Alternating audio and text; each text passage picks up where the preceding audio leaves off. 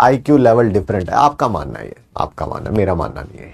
जिस एज में है ना आप, जिस एज में हैं, आपको लगता है कि अगर हम सबका दिमाग सेम है, नहीं है, ठीक है, तो ये आप उस प्रॉब्लम से ग्रस्त है।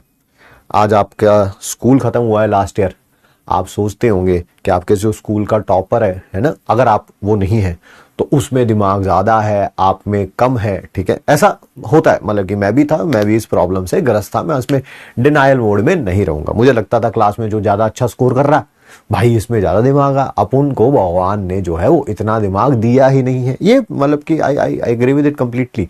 और जिनके नंबर मेरे जिनसे ज्यादा हैं वो मेरे बारे में ऐसा सोचते होंगे, बट रियलिटी ये ऐसा नहीं है। We all are equal. Yes, दिमाग सबको भगवान ने सेम दिया है, आप उसका यूज कितना कर रहे हैं वो हर एक का अलग अलग है, वो हर एक का अलग अलग है, ठीक है। मेरी क्लास 12th क्लास के एक एवरेज बच्चा है ना, हम 3 जाने एक बेंच पे बैठते थे, मैं और मेरे 2 दोस्त, ठीक है, हम तीनों मतलब आई वुड से एवरेज, मैं झूठ नहीं बोलना चाहता ओहो मैं तो ये था और मैं वो था, ना ना, ऐसे तीनों एवरेज सेम बेंच पे बैठते थे। हम तीनों दोस्तों का ग्रुप था, ठीक है, उन तीनों में से एक मैं हूं आपके सामने, I am doing very well in my career, ठीक है। एक मेरे साथ का एक और कंटेम्परेरी है, he is also doing great. आजकल वो अपना बिजनेस कर रहे हैं, but he has also tried in the knowledge field, वो IAS के इंटरव्यू तक पहुंचा है। और हम दोनों, मैं कह रहा हूं क्या बोलूं, हम दोनों का तो डेट ऑफ बर्थ भी सेम है, हम दोनों का डेट ऑफ बर्थ भी सेम है, सेम मतलब कि बस एक टाइम का 2-4 घंटे का फर्क है, ठीक है।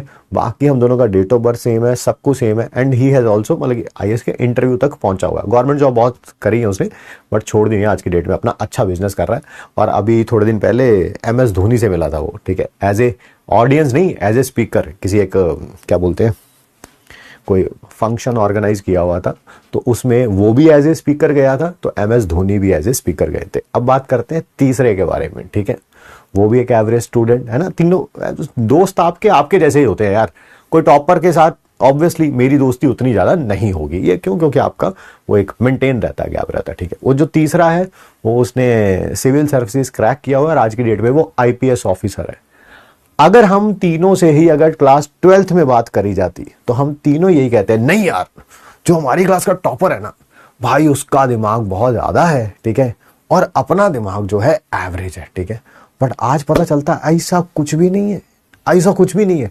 इट्स ऑल अबाउट कि वो थोड़ा सा और रिफाइनमेंट मार रहे थे अपनी अप्रोच में, थोड़ा सा और मेहनत कर रहे थे। अगर हम भी थोड़ा सा और मेहनत कर लेते, किसी जैसे 1-2 सब्जेक्ट मेरा अच्छा था तो मेरे को पता था मैं टॉपर के साथ कंपीट करता हूं भाई, वो बैठेगा क्लास में, मैं बैठूंगा क्लास में, कभी 2 क्वेश्चन के वो आंसर देगा, 2 क्वेश्चन के मैं आंसर दूंगा।